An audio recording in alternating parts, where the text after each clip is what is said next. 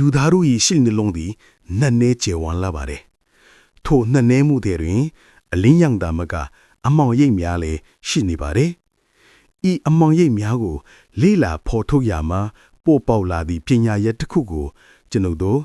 Dark Psychology ဟုခေါ်ဆိုကြပါတယ် Dark Psychology ဆိုသည်မှာလူတဦးတယောက်သို့မဟုတ်လူအုပ်စုတစု၏စိတ်ပိုင်းဆိုင်ရာအားနည်းချက်များကိုအခွင့်ကောင်းယူ၍မိမိအကျိုးဟုတ်ဟွန်းမှုချေလွယ်ရန်အသုံးပြုသောနီလန်းများကိုလိလာသည့်ပညာရပ်ဖြစ်ပါလေဤပညာရက်ကလူတဘာဝ၏မကောင်းသောအပိုင်းများကိုနားလေသဘောပေါက်စေရန်ရည်ရွယ်ပါလေတမိုင်းတစ်လျှောက်ကြည့်မိဆိုလျင် Dark Psychology ၏အခြေခံသဘောတရားများကိုခေတ်အဆက်ထာအုပ်ချုပ်သူများစစ်သူကြီးများနှင့်စီးပွားရေးသမားများအသုံးပြုခဲ့ကြသည်ကိုတွေ့ရပါတယ်ဥပမာအားဖြင့်တရုတ်စစ်သူကြီးစွန်ဇူး၏စစ်ပညာကျမ်းတွင်ရန်သူ၏စိတ်ပိုင်းဆိုင်ရာအားနည်းချက်များကိုမတူအသုံးချရမည်ကိုဖော်ပြထားပါတယ်။ Nogolo Machiavelli The Prince of the Lay အာနာရရှိရန်နှင့်ထိန်းသိမ်းရန် Dark Psychology နည်းလမ်းများကိုအသုံးပြုပုံကိုတွေ့မြင်နိုင်ပါလေ။သို့သော Dark Psychology ကိုခေတ်သစ်ပညာရဲ့အခုအဖြစ်စတင်လိလာခဲ့သည်မှာ20ရာစုနောက်ပိုင်းမှာစတင်ခဲ့ခြင်းဖြစ်ပါတယ်။စိတ်ပညာရှင်များသည်လူစိတ်၏မှန်မိုက်သောအပိုင်းများကိုပုံမနှက်နဲစွာလိလာကြပြီးထိုလိလာတွေ့ရှိချက်များကိုအခြေခံ၍ Dark Psychology ပညာရပ်သည်ပုံတရံတစ်ခုအဖြစ်ပေါ်ပေါက်လာခဲ့ခြင်းဖြစ်ပါတယ်။ Dark Psychology သည်လူသားတို့၏အမှန်ဘက်ကိုလိလာခြင်းဖြစ်တော်လေ၎င်း၏ရည်ရွယ်ချက်မှာထိုအမှန်ဘက်ကိုပုံမနားလေသဘောပေါက်ပြီးကာကွယ်တွန်းလှန်နိုင်စေရန်ဖြစ်ပါတယ်။ဤပညာရပ်ကိုလေ့လာခြင်းဖြင့်ကျွန်တော်တို့သည်မိမိကိုယ်ကိုပုံမကောင်းမွန်စွာနားလေလာနိုင်သလိုအခြားသူများ၏စိတ်ပိုင်းဆိုင်ရာလွှမ်းမိုးမှုများကိုလည်းခံနိုင်ရရှိလာမည်ဖြစ်ပါတယ်။ Dark Psychology အဓိကရည်ရွယ်ချက်မှာလူသားတို့၏မကောင်းသောအပြုမှုများကိုနားလည်ခြင်းမှတစ်ဆင့်ပုံမကောင်းမွန်သောလူအဖွဲ့အစည်းတည်းတည်ဆောက်နိုင်ရန်ဖြစ်ပါတယ်။သို့သောဤပညာရပ်ကိုလက်နက်တစ်ခုတစ်ဖွဲ့အသုံးပြုနိုင်သည့်အတွက်အလွန်တတိထားရမည့်ဘုသူတတစ်ခုလည်းဖြစ်ပါတယ်။နောက်လာမည့်အခန်းများတွင် Dark Psychology အဓိကအစိတ်အပိုင်းများနီလန်းများနဲ့၎င်း၏သက်ရောက်မှုများကိုအသေးစိတ်လေ့လာသွားကြမည်ဖြစ်ပါတယ်။သစ်စိတ်သေးတွင်မိခွန်းများပေါ်ပေါက်လာပါလိမ့်မယ်။ထိုမိခွန်းများကိုဖြေဆိုရင် Dark Psychology ၏နက်နဲသောအလွှာများကိုတစ်ခုချင်းစီခွင့်ဟပြသွားပါမယ်။သင်စိတ်ကိုအစင်သင့်ပြင်ထားပါ။အကြောင်းမှဤခီးသည်သင်ရဲ့စိတ်လှုပ်ရှားဖွယ်ကောင်းသလိုစိတ်ခံစားမှုပြင်းထန်စေမည့်ခီးတစ်ခုလည်းဖြစ်ပါလိမ့်မယ်။ Dark Psychology သည်လူစိတ်၏အမှန်ဘက်ကိုလေ့လာသည့်ပညာရပ်ချက်သောကြောင့်၎င်း၏အဓိကအစိတ်ပိုင်းများသာလေလူသားတို့၏အနုလက္ခဏာဆောင်သောအပြုမှုများနဲ့ဆက်ဆက်နေပါတယ်။ဤအခန်းတွင် Dark Psychology အဓိကအစိတ်ပိုင်း၄ခုဖြစ်သောစိတ်ပိုင်းဆိုင်ရာလွှမ်းမိုးမှုလူမှုဆက်ဆံရေးပိုင်းလွှမ်းမိုးမှုလိမ်လည်လဲဖျားမှုစိတ်ပိုင်းဆိုင်ရာနှိမ့်ဆက်ညှဉ်းပန်းမှုတို့ကိုအသေးစိတ်လေ့လာသွားကြပါမယ်။နံပါတ်1စိတ်ပိုင်းဆိုင်ရာလွှမ်းမိုးမှု psychological manipulation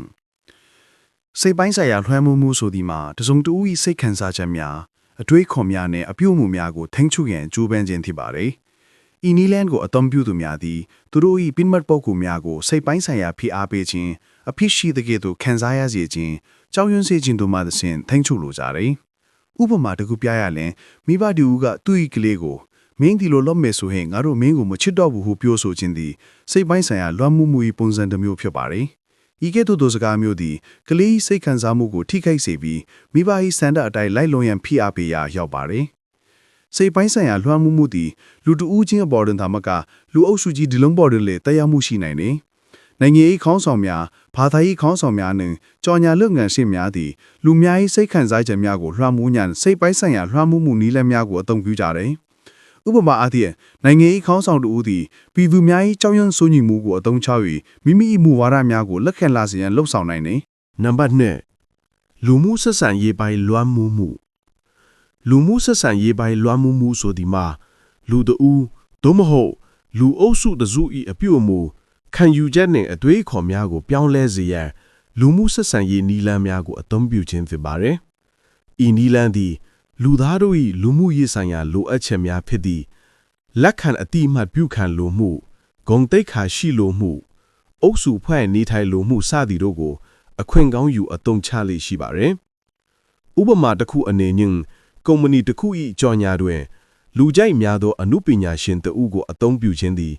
လူမှုဆက်ဆံရေးပိုင်းလွှမ်းမိုးမှု၏ပုံစံတစ်မျိုးဖြစ်ပါတယ်။ဤနည်းဖြင့်စားသုံးသူများသည်ထိုအမှုပညာရှင်နှင့်တူချင်စိတ်ကြောင့်ကုန်ပစ္စည်းကိုဝယ်ယူလာနိုင်တယ်။လူမှုဆက်ဆံရေးပိုင်းလွှမ်းမိုးမှုသည်လူအဖွဲ့အစည်းတွင်ကြဲကြဲပြန့်ပြန့်တွေ့မြင်နိုင်ပါတယ်။ခေါင်းဆောင်များမီဒီယာများနှင့်လူမှုကွန်ရက်များသည်လူအများ၏အမြင်နှင့်အပြုအမူများကိုပုံဖော်ရာတွင်အရေးပါသောအခန်းကဏ္ဍမှာပါဝင်နေကြပါတယ်။ နံပါတ်3လိမ်လည်လက်ဖျားမှု deception လိမ်လည်လက်ဖျားမှုဆိုသည်မှာတစုံတဦးကိုမှားယွင်းသောသတင်းချက်လက်များပေးခြင်းသို့မဟုတ်အမှန်တရားကိုဖုံးကွယ်ခြင်းဖြင့်လှည့်စားရန်ကြိုးပမ်းခြင်းဖြစ်ပါတယ်။ Dark psychology တွင်လိမ်လည်လက်ဖျားမှုသည်အရေးကြီးသောအစိတ်ပိုက်တစ်ခုဖြစ်၍၎င်းကိုအသုံးပြုသူတွေကသူတို့ရဲ့ကိုယ်ပိုင်အကျိုးစီးပွားအတွက်အခြားသူများကိုလှည့်စားလိရှိကြပါတယ်။လိမ်လည်လက်ဖျားမှုသည်ရိုးရှင်းသောမူသားပြောခြင်းမှစတင်၍ရှုပ်ထွေးသောလိမ်လည်မှုများအထိပုံစံအမျိုးမျိုးရှိနိုင်ပါတယ်။ဥပမာအားဖြင့်လိမ်လည်လက်ဖျားတက်သောစီးပွားရေးသမားတို့ဦးသည်သူရဲ့ကုန်ပစ္စည်းသည့်အရေးအသွေးကိုလွန်ကဲစွာချီးကျူးခြင်းသို့မဟုတ်စိုးကျိုးများကိုဖုံးကွယ်ခြင်းဖြင့်ဝယ်ယူသူများကိုလှည့်စားနိုင်ပါတယ်။လိမ်လည်လက်ဖျားမှုသည်လူတို့ဦးချင်းအဆင့်တွင်သာမကအဖွဲ့အစည်းကြီးများအစိုးရများအဆင့်တွင်ပင်ဖြစ်ပွားနေကြောင်းတွေ့ရပါတယ်။သမိုင်းတွင်နိုင်ငံရေးခေါင်းဆောင်များသည်အာဏာရရှိရန်သို့မဟုတ်ထိမ့်သိမ်းရန်အတွက်လိမ်လည်လက်ဖျားမှုကိုအသုံးပြုခဲ့ကြသည့်တာတကများစွာရှိခဲ့ပါတယ်။ နံပါတ်4စိတ်ပိုင်းဆိုင်ရာနှိမ့်ဆက်ညှဉ်းပန်းမှု psychological abuse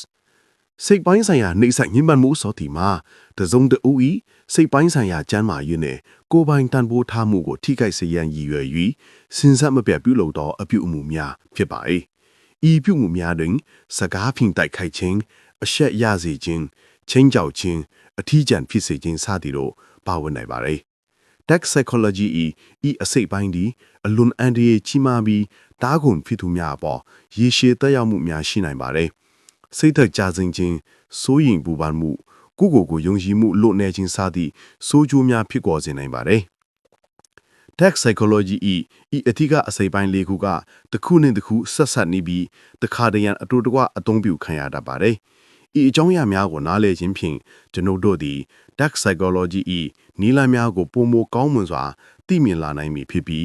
၎င်းလူ၏တိုက်အောင်မှုများကိုကာကွယ်တွန်းလှန်နိုင်မည်ဖြစ်ပါတယ်။နောက်လာမည့်အခန်းတွင် Dark psychologyအသုံးများသောနီလာများကိုအသေးစိတ်လေ့လာသွားမည်ဖြစ်ပါတယ်။ထိုနီလာများကိုသိရှိနားလည်ခြင်းဖြင့်တင်းပတ်ဝန်းကျင်နှင့်ဖြစ်ပွားနေသောစိတ်ပိုင်းဆိုင်ရာလွှမ်းမိုးမှုများကိုပုံမတတိပြုလာမည်ဖြစ်ပါတယ်။တင်းစိတ်ကိုဖွင့်ထား၍ဆက်လက်လေ့လာသွားကြပါစို့။